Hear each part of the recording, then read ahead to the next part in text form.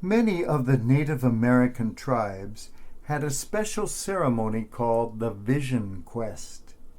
This was held when someone was seeking divine guidance, seeking union with God, with nature, with the universe, with all of humanity. The first Vision Quest was usually undertaken as a rite of initiation when a young boy was about to become a man. He would go off to a sacred spot, perhaps sacred to his tribe, perhaps sacred just to himself. He took no food, no clothing, nothing to protect him against the elements. For days on end, he would pray and meditate there, neither eating nor sleeping. Immersing himself in the world of the Spirit, often he would be blessed with visions. One of my favorite mystics of all time was a Lakota man by the name of Black Elk. A holy man of his tribe, he embraced Christianity and became a devout Catholic.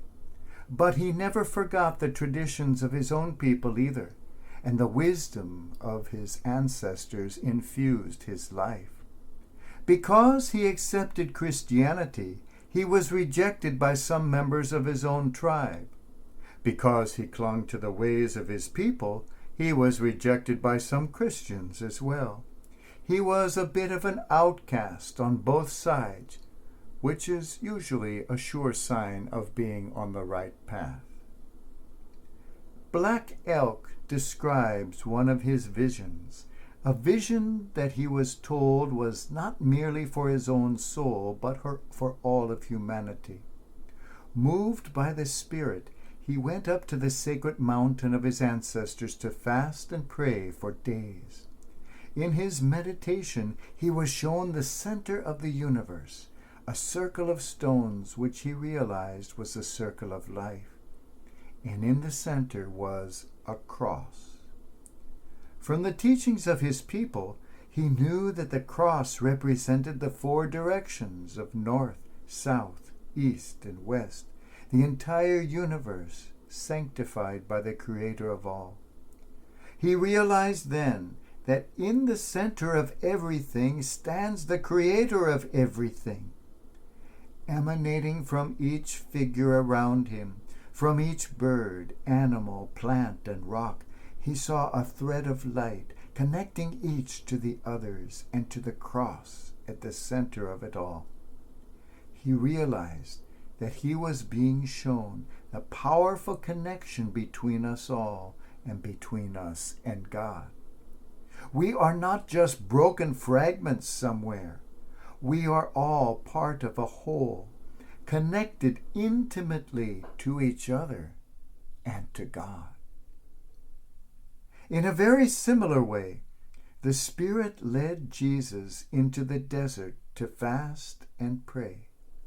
This vision quest led him to realize what he knew from all eternity as God, but what he had yet to discover as a human being, that his call in life was to make all of creation whole in him.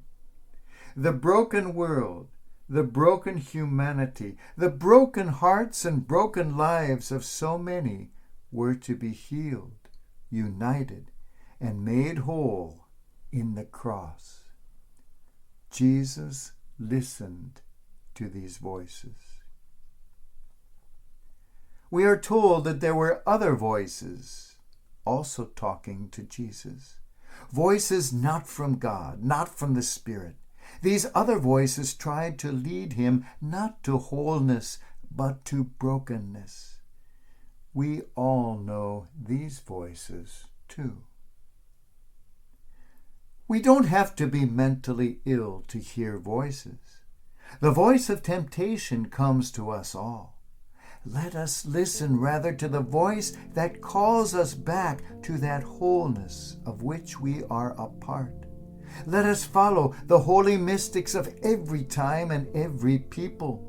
The same voice, the same Spirit that called Jesus calls us too into the desert, that holy place where we will discover that we are one with God and one with each other.